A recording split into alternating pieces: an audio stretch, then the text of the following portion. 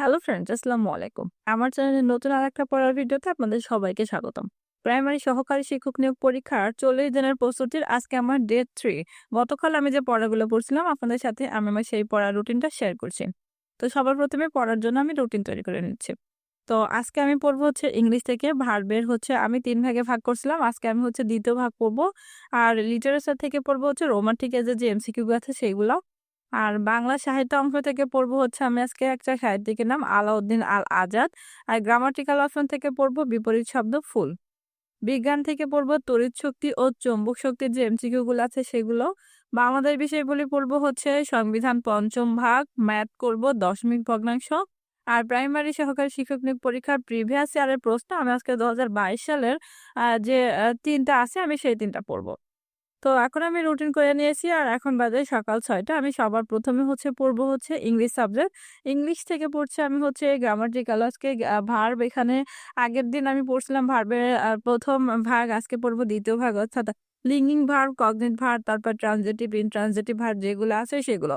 আপনারা দেখবেন যে ট্রানজিটিভ, ইনট্রানজিটিভ এই ভার্ব থেকে কিন্তু প্রাইমারিতে বেশি আসে। আপনারা চেষ্টা করবেন ভার্ব অর্থাৎ পার্টস অফ স্পিচের যে ৮টা টপিকস আছে এই ৮টা টপিকস আপনারা আগে শেষ করবেন। তাহলেই কিন্তু দেখবেন ইংলিশের অনেক কিছু আপনাদের জানা হয়ে যাবে। তো আজকে ভার্বের যে রুলস গুলো আছে সেগুলো পড়ে আর এর সাথে যে প্রিভিয়াস ইয়ারের যে এমসিকিউ গুলো আছে সেখান থেকেও আমি পড়ছি। আর আমি ইংলিশ পড়ছি হচ্ছে মাস্টার বই থেকে। যারা হচ্ছে একবারেই নতুন তারা আপনারা কম্পিটিটিভ এক্সামটা নিতে পারেন। আর যারা হচ্ছে একটু জানেন তারা মাস্টার বইটা নিলেই হবে। তো ইংলিশ সাবজেক্টটা পড়তে আমার প্রায় ১ ঘন্টার মতো সময় লাগছিল। তারপরে আমি ৭টার দিকে আবার পড়তে বসছি ইংলিশ লিটারেচার। ইংলিশ লিটারেচার থেকে আজকে আমি পড়ছি হচ্ছে রোমান্টিক এজ। আজকে রোমান্টিক এজের যে প্রশ্ন আছে অর্থাৎ এমসিকিউ যেগুলো আছে এখানে হচ্ছে ২৫০টার উপরে অর্থাৎ ২৫৪টা মোট হচ্ছে প্রশ্ন আছে। আজকে আমি ১ম যে ৫০টা আছে সেটা পড়বো। আর লিটারেচারের জন্য এই বইটা কিন্তু অনেক ভালো। আপনারা অবশ্যই এই বইটাই কেনার চেষ্টা করবেন। তবে বাজারের গতানুগতিক সব বই প্রায় ভালো। তবে কিছু বুঝে শুনে পড়তে হবে এটাই। তো লিটারেচার থেকে যে আলেকজান্ডারের যে আছে রোমান্টিকের যে আলেকজান্ডার পড়ছিলাম আগের দিন। আর যে এমসিকিউ গুলো আছে সেগুলো পড়তে আমার প্রায় ১ ঘন্টার মতোই সময় লাগছে। তারপরে আমি পড়ছি হচ্ছে প্রাইমারি অ্যানালাইসিস থেকে গাজী মিজানুর স্যারের এই বইটা থেকে আমি আজকে পড়বো হচ্ছে ২০২২ সালের যে ৩ ধাপের প্রশ্ন হইছে।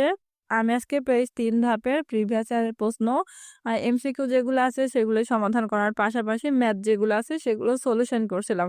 তবে প্রাইমারি সব ম্যাথ যে আমাদের মোটামুটি হবে সেটা না, কারণ কেউ সবকিছু পারে না। যেগুলো পারছি সেগুলো করছি আর যেগুলো পারি নাই সেগুলো আমি রেখে দিয়েছি, সেগুলো আমি এক স্যারের কাছ থেকে আবার যে করে নিব। প্রাইমারি ৩টা প্রশ্ন সমাধান করে আর এর যে ম্যাথ আছে সেগুলা সমাধান করতে আমার প্রায় ১ ঘন্টা মতো সময় লাগছিল।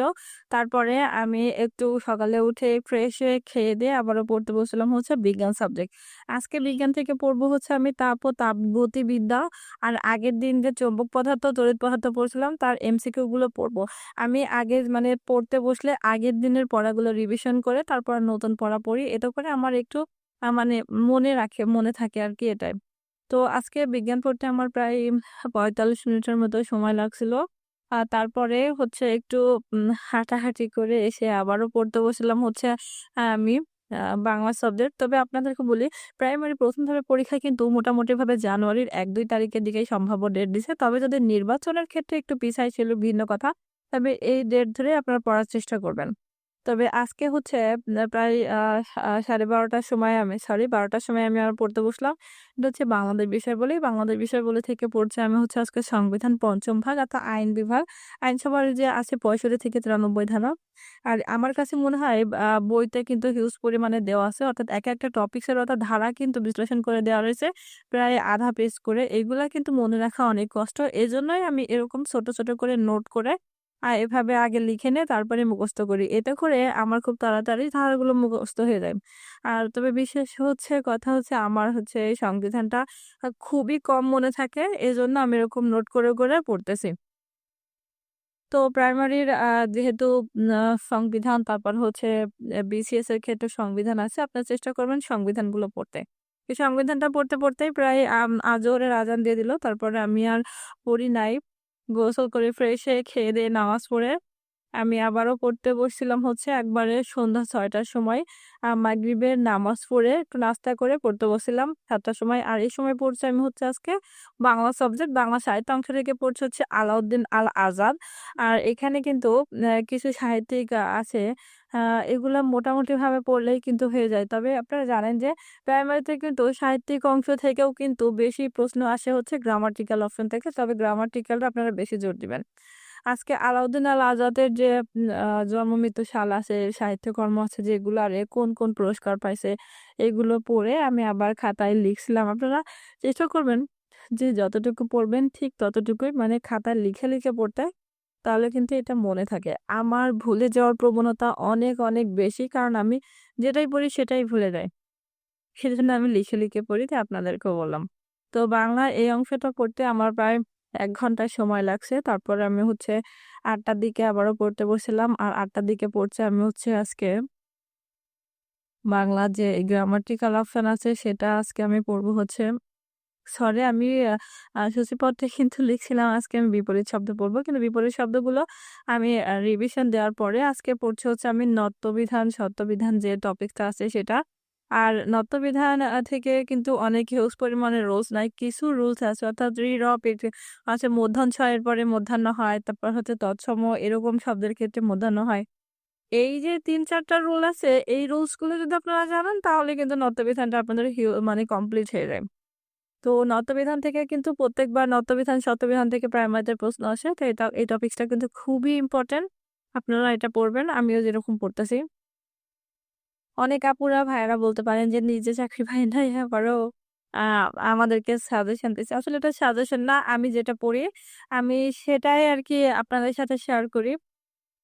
আসলে কে কি ভাবলো না ভাবলো এটা তো বিষয় না। নিজের মনের শান্তি যেখানে লাগে সেটাই। কারণ সবকিছুতেই যদি সারাক্ষণ পড়ালেখা করি তাহলে খুব বোরিং ফিল লাগে। তো বাংলা ওই সাবজেক্টটা পড়তে আমার ০.৫ ঘন্টার মতো সময় লাগছিল। তারপরে আমি ৯টার দিকে একটু উঠে আবারও ম্যাথ করতে বসছিলাম।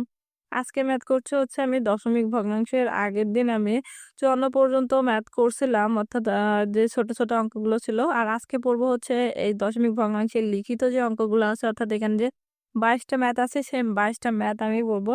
আর আপনারা জানেন দশমিক ভগ্নাংশ থেকে প্রাইমারিতে প্রত্যেকবার ২ টা ৩ টা প্রশ্ন আসে। আপনারা একটু বিশ্লেষণ করলে দেখবেন যে এই টপিকসটা কিন্তু অনেক বেশি ইম্পোর্টেন্ট। তো আজকে আমি এই দশমিক ভগ্নাংশ থেকে ২২ টা ম্যাথ করছিলাম। আর ২ টা ম্যাথ আমার হয় নাই। এই ২ টা ম্যাথ আমি আবার রেখে দিছি। যদি কেউ একটু দয়া করে বুঝায় দেয় তাহলে আমি এটা বুঝে নিব। তো আ ম্যাথ গুলো করতেই প্রায় আমার আ ১ ঘন্টা মতো লাগছিল। তারপরে আমি আজকে আর পড়ি নাই। আমি চেষ্টা করি প্রতিদিন যে রুটিন করি সেটাই শেষ করতে। আর প্রয়োজনে ১১টা ১১:৩০ পর্যন্ত পড়ি। বাট আমি গত কয়েকদিন ধরে একটু অসুস্থ। এজন্য আমি দিনের বেলা বেশি পড়ে নিচ্ছি।